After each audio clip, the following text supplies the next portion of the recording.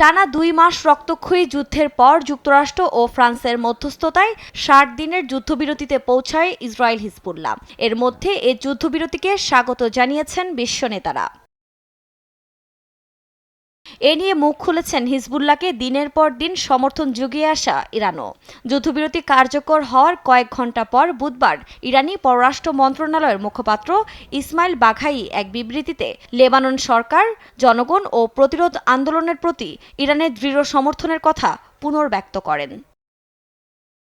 উত্তেজনা প্রশমন এবং শান্তি অর্জনের জন্য সহায়ক সকল প্রচেষ্টাকে সমর্থনের কথা জানান চীনা পররাষ্ট্র মন্ত্রণালয়ের মুখপাত্র মাও নিং। একই সঙ্গে বর্তমান পরিস্থিতি বেইজিং মনোযোগ সহকারে পর্যবেক্ষণ করছে বলেও জানান তিনি।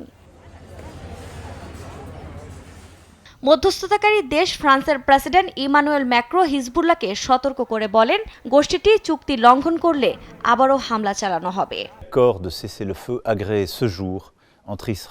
চুক্তিটি লেবাননের জন্য একটি নতুন অধ্যায় উন্মোচন করতে হবে। ইসরায়েলের জন্য এটি বেশ গুরুত্বপূর্ণ। উত্তরাঞ্চলের বাসিন্দারা নিজেদের বাড়িতে ফিরে যেতে পারবে।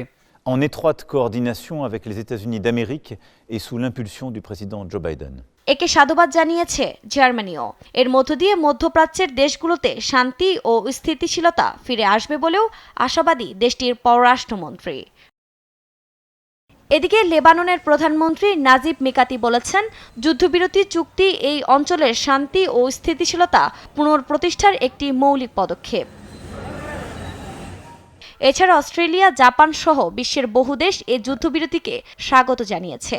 গত বছর গাজায় আইডিএফ হামলা শুরুর পর থেকে ফিলিস্তিনিদের সমর্থনে ইসরায়েল ভূখণ্ডে রকেট ও ড্রোন দিয়ে হামলা শুরু করে ইরান সমর্থিত গোষ্ঠী হিজবুল্লাহ। প্রথম থেকে সংঘর্ষ হলেও চলতি বছরের সেপ্টেম্বরের শেষের দিকে হিজবুল্লাহর বিরুদ্ধে ব্যাপক বিমান হামলার পাশাপাশি স্থল অভিযান শুরু করে ইসরায়েলি বাহিনী। এর মধ্য দিয়ে নতুন রূপ নেয় যুদ্ধ। আফরিন মৌ, নিউজ ডেস্ক, দেশ টিভি।